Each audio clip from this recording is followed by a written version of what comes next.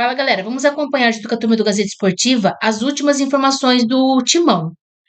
Corinthians não descarta Tite para 2026 e Copa do Brasil ganha peso extra para Dorival. A diretoria alvinegra, presidida por Osmar Stabile, aguarda o desfecho da atual temporada para tomar uma decisão sobre a permanência de Dorival no Timão. Vamos acompanhar aí as últimas informações. Agora o Corinthians tem uma semana para digerir e aprender com essa derrota para a Raposa. A sequência do time no Campeonato Brasileiro tem os jogos contra Botafogo, Fortaleza e Juventude. Serão as 3 últimas rodadas da competição antes do retorno a BH. Porque no dia 10 de dezembro o Corinthians abre as semifinais da Copa do Brasil de novo contra o Cruzeiro. E o que a Fiel espera em outra condição. Tirar como lição o que aconteceu aqui, daqui a alguns dias estaremos de volta aqui no Mineirão, para que possamos fazer diferente. Eu tenho certeza que o torcedor confia na sua equipe. E o cenário será outro, com certeza. Vamos aguardar. Aí você me cobra depois das 2 partidas. Ah, senhor, vamos ver o que vai acontecer com esse Corinthians. Bom, é o seguinte, não foi uma derrota. Derrota é quando você perde por 1-0.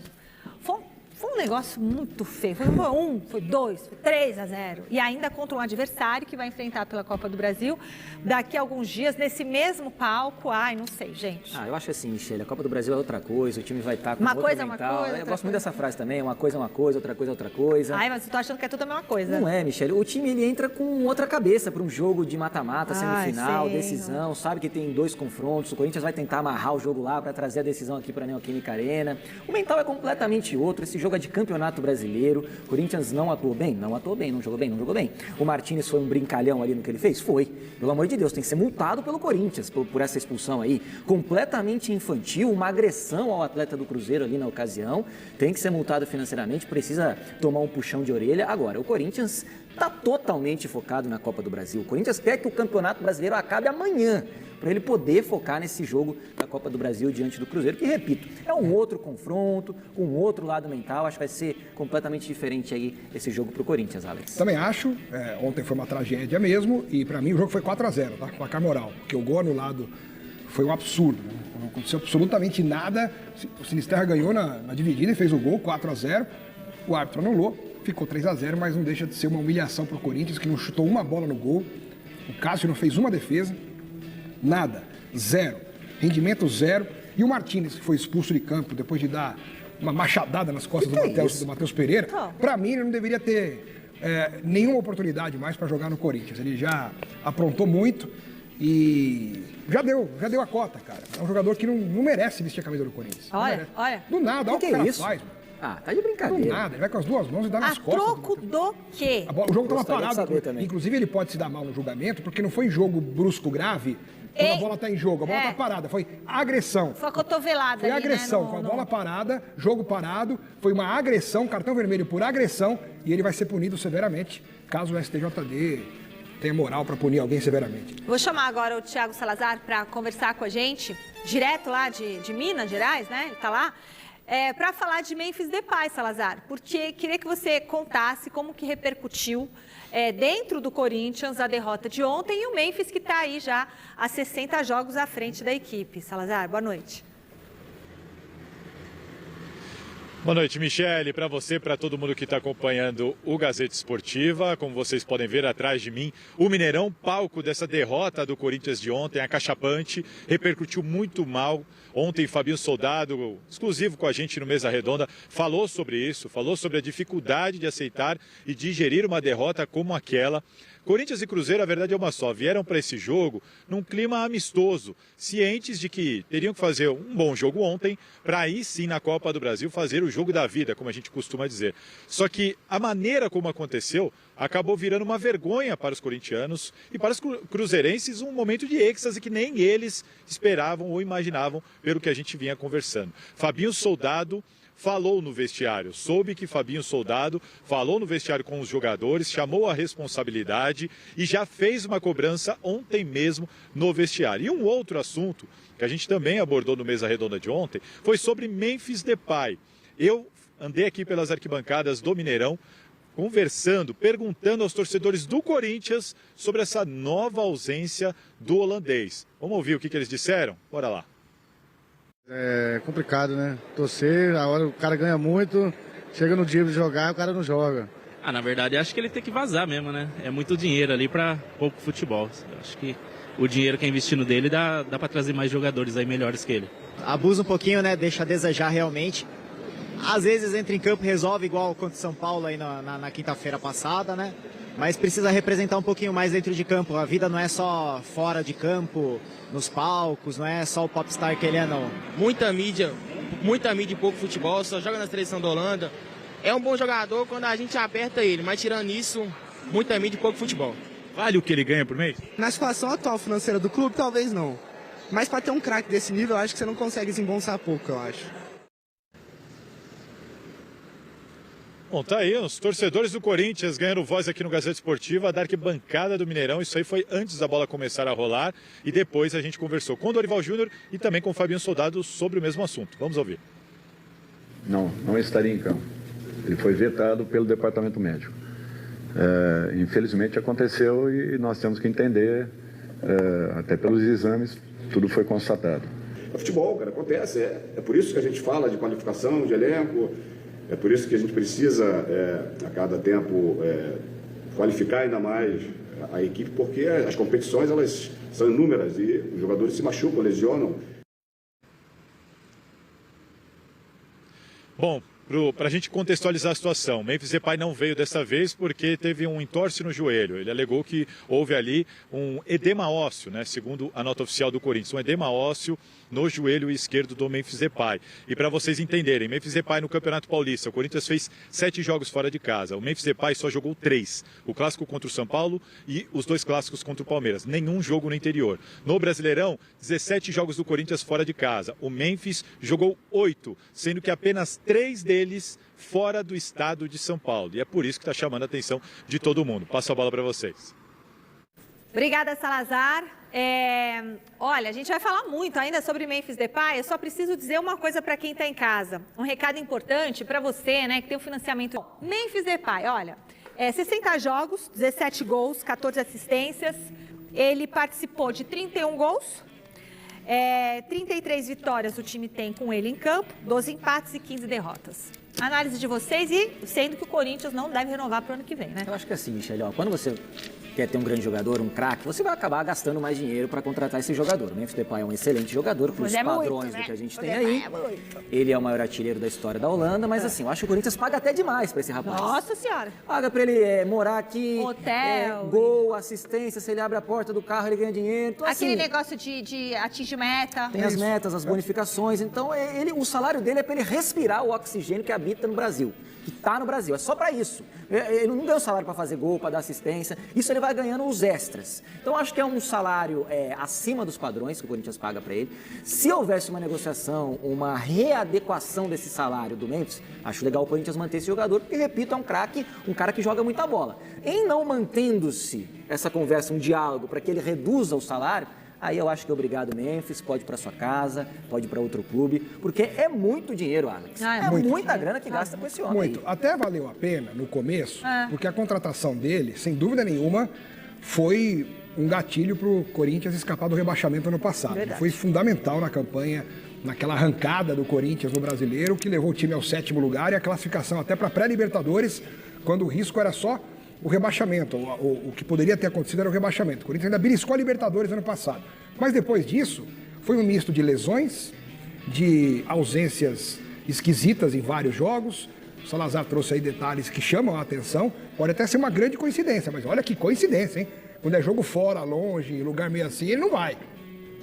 Então a relação custo-benefício ficou pior. Ele nem foi. Pro Corinthians. É isso? Ele nem foi. Não foi. Não foi. Nem foi. Então complica. E o Corinthians não tem dinheiro para nada. Ele vai ficar bancando um jogador com esses valores, eu acho impraticável na realidade do Corinthians hoje. Eu acho que o Memphis não está mais estimulado. Então, a impressão que dá, a gente tinha o Rames Rodrigues aqui no São Paulo, que usava o São Paulo só para se preparar para jogar na Colômbia. Então, a impressão é de que o Memphis ele utiliza o Corinthians para se preparar para jogar na Holanda. E fica escolhendo os jogos que ele quer atuar aqui no Brasil. Até porque vai ver que ele não está ganhando salário, não está pagando.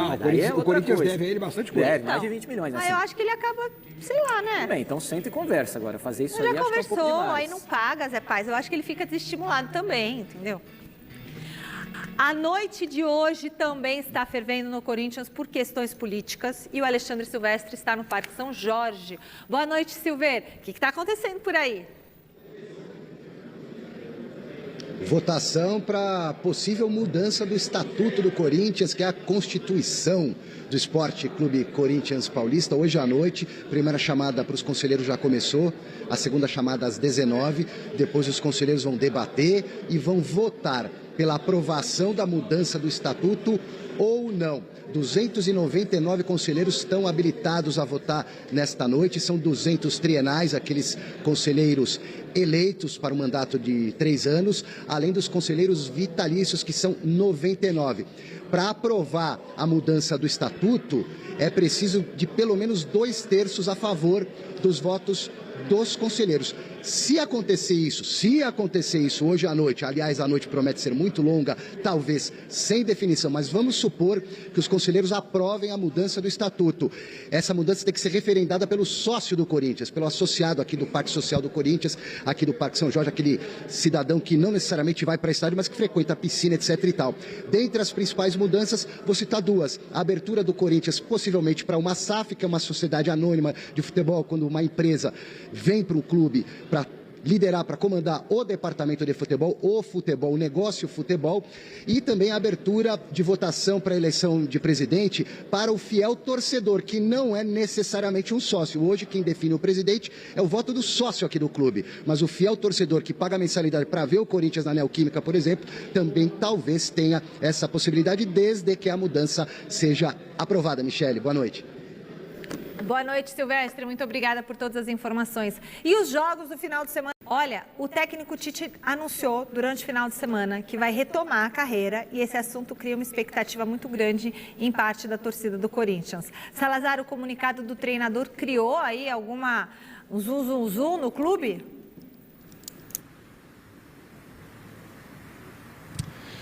Olha só, Michele, na verdade o que acontece é que essa ausência de desempenho e resultados do time do Corinthians nas últimas rodadas tem trazido pressão para cima do Dorival Júnior. Nas últimas 4 partidas são 3 derrotas do Corinthians. A ideia de conquistar uma vaga a Libertadores via Brasileirão já ficou muito difícil e por causa de tropeços contra a Red Bull Bragantino, Ceará na Neoquímica Arena, enfim, tudo isso tem alimentado pressão para cima do Dorival Júnior. E de repente o Tite anuncia que está de volta ao mercado. Todo mundo sabe que isso sempre pega dentro do Corinthians. Qual que é a informação que eu apurei de bastidor? A informação é de que a Copa do Brasil muito provavelmente vai ser um divisor de águas para o Dorival Júnior. Ela ganhou um peso extra por causa desses resultados ruins recentes do Corinthians. Se o Dorival conseguir entregar uma reação na Copa do Brasil, provavelmente ele será o técnico do Corinthians em 2026, sim. Ele tem contrato até dezembro de 2026, o mandato do Osmar Stabile vai até dezembro de 2026, e se ele entregar resultado na Copa do Brasil, ele vai conseguir superar esse momento de desconfiança que está acontecendo agora. Agora, se na Copa do Brasil o Corinthians repetir essas últimas atuações de Brasileirão e não conseguir sequer passar a final, muito provavelmente o Corinthians vai trocar o Dorival pelo Tite, ou pelo menos tentar. O Tite não quer conversar com um clube que tenha técnico empregado. Ele não aceita sequer sentar para ouvir, enquanto o Corinthians, por exemplo, continuar com o Dorival Júnior. Outro ponto, o Tite dá preferência ao mercado externo. Ele prefere, neste momento, trabalhar fora do Brasil, mas não se recusaria, nesse caso, a ouvir uma eventual proposta do Corinthians. Dito tudo isso, Dorival Júnior está sob pressão e precisa entregar um resultado na Copa do Brasil. Se ele não conseguir, isso somado a esse desempenho frustrante nessa reta final de Brasileirão, pode sim culminar com a demissão dele ao fim da temporada, e aí o Corinthians, caso o Tite até lá esteja livre, pode fazer uma proposta pelo Adenor Bach, ídolo do Corinthians, que em abril quase voltou para o timão, né? Quando ele decidiu parar um pouquinho para cuidar da saúde mental, Michele. Tá certo, né, Salazar? Tirou um ano sabático aí e cuidou Tite, também da saúde, muito e agora, importante. Esse anúncio né? oficial coloca pressão sobre vários técnicos Dorival do Brasil. É o primeiro. Principalmente sobre o Dorival Júnior. O Dorival, o Tite é um dos maiores treinadores da história do Corinthians. Ele sempre vai colocar essa pressão estando disponível no mercado. Assim como o Abel, quando sair do Palmeiras, também vai colocar uma pressão danada em quem ficar lá. É natural, o Tite tem títulos importantíssimos na história do Corinthians, então o Dorival vai vir para 2026 extremamente pressionado, na minha visão, no Corinthians. Ainda mais se não ganhar. Aí, se bobear, não vira o ano como técnico. Exatamente. Esse que é o detalhe. Deixa eu mandar um beijo pro... O Corinthians não descarta a possibilidade de contratar Tite para 2026. A diretoria alvinegra, presidida por Osmar Stabile, aguarda o desfecho da atual temporada para tomar uma decisão. Tite está livre no mercado e, no último sábado, anunciou a retomada de sua carreira. Ele interrompeu a trajetória profissional por cerca de 7 meses para cuidar da saúde mental. Em entrevista recente, Osmar Stabile chegou a garantir a permanência do técnico Dorival Júnior para o ano que vem. Porém, como apurou a imprensa, a continuidade do trabalho ainda será avaliada pela diretoria do Corinthians. Com o nome de Tite no radar, a Copa do Brasil virou uma espécie de divisor de águas para Dorival Júnior. O treinador pode ser desligado a depender do que vai acontecer na reta final do torneio. Seu contrato com o Timão é válido até o final de 2026. A semifinal da competição contra o Cruzeiro será disputada nos dias 10 e 14 de dezembro. Antes disso, o Corinthians joga as últimas 3 rodadas do Campeonato Brasileiro. A equipe está na 10ª posição da tabela, com 45 pontos, 10 de distância para o G7. Próximo jogo do Corinthians. Corinthians e Botafogo, pela 36ª rodada do Brasileirão.